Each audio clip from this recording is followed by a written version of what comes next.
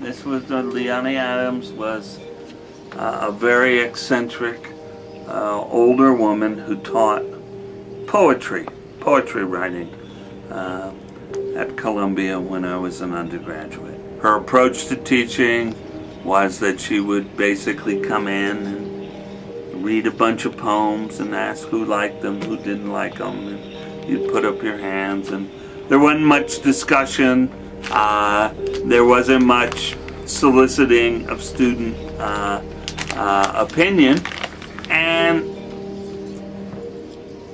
one day, when I was leaving her class and leaving the university building where she taught it, we happened to wind up walking alongside each other. And we were both walking to the subway station to wait for a train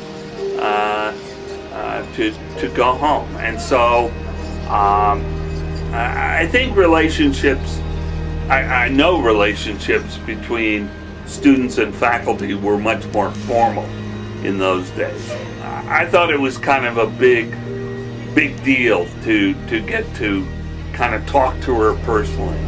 And as we started down the stairs to the subway platform, she said to me, "Mr. Monaco, do you think it's better to have the mind of an adult and the heart of a child, or to have the mind of a child and the heart of an adult?" So by the time we got to the platform and we're waiting for the train, and I was thinking to myself, I want to get this right? This is the professor asking you a question. It's kind of out of the blue, but you better get the answer right. And you're a college student, you're here to learn, and she's a college professor. And so obviously the right answer must be the mind of an adult and the heart of a child, right? Because adults are much wiser, they have more knowledge, they're more learned, they can do complex mathematics, and they can write great plays and literature and so on. So I answered the mind of an adult and the heart of a child. And she said, "Oh no, that's not right.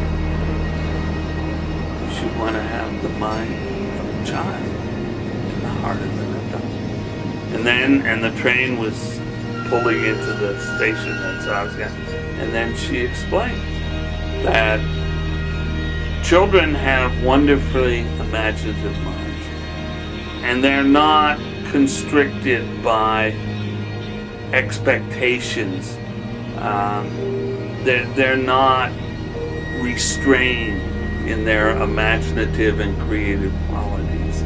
And that as people grow older, their minds become more rigid. Their minds become more limited, more narrow. And she also went on then to explain that you should want the mind of a child because it's imaginative, it's creative, it's unburdened by many correct assumptions and so on.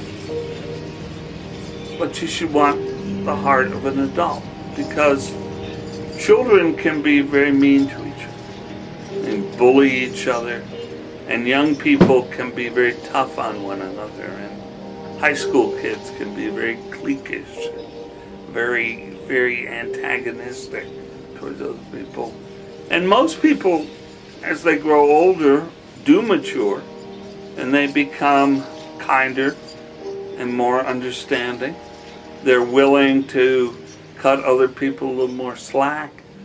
And so her final message to me as I got on the subway car was try to always preserve the mind of a child as you develop the heart of an adult.